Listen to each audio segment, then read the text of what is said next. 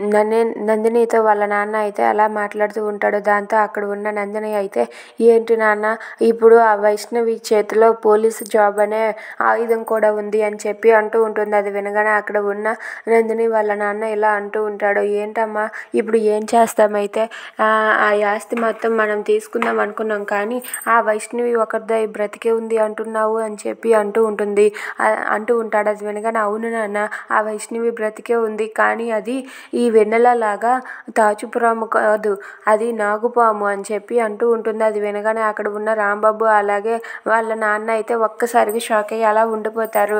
ఇక రాంబాబు అయితే ఇప్పుడు ఏం చేస్తాం, ఆ వైష్ణవి వెన్నెల ఆస్తిని మనం ఎలా తీసుకుంటామని చెప్పి అంటూ ఉంటాడు.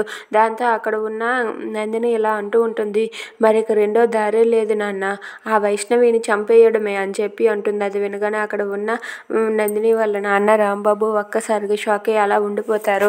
ఏంటి ఏం మాట్లాడుతున్నావు అని చెప్పి అంటే, అవును నాన్న, ఆ వైష్ణవిని చంపితే గానీ మనకి ఈ ఆస్తి దక్కదు, ఎందుకంటే ఆ వైష్ణవి దేనికి భయపడదు, అది ఒక పెద్ద విలన్లా ఉంటుంది అని చెప్పి అంటూ ఉంటుంది. అది వినగానే అక్కడ ఉన్న చిన్న వాళ్ళ నాన్న వీళ్ళందరూ కూడా ఒక్కసారిగా షాక్ అయిపోతారు.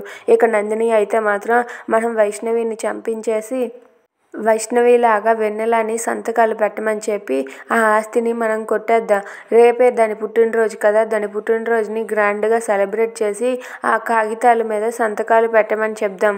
ఈ తింగర్ది అమాయకురాలు కదా, ఇదైతే సంతకాలు పెట్టేస్తుంది, దాన్ని చంపేయవచ్చు, దీన్ని ఒక మూలన పడేయవచ్చు, ఆస్తిని మనం అనుభవించవచ్చు, అందుకే ఇలా చేస్తే కరెక్ట్గా సరిపోతుంది, నా ప్లాన్ మొత్తం చెప్తాను వినండి అని చెప్పి నందిని అయితే రాంబాబు అలాగే వాళ్ళ నాన్నతో అలా చెప్తూ ఉంటుంది. అది వినగానే అక్కడ ఉన్న రాంబాబు అయితే, ఏంటి అలా ఎలా, చిన్న చిన్నవనుకో మనమే చేసేస్తాం, మర్డర్ అయితే మనం ఎలా చేయగలము అంటే, లేదు దానికి నేను అరేంజ్ చేశాను, మీరేం కంగారు పడవద్దని చెప్పి నందిని రాంబాబుతో అంటుంది. Please subscribe.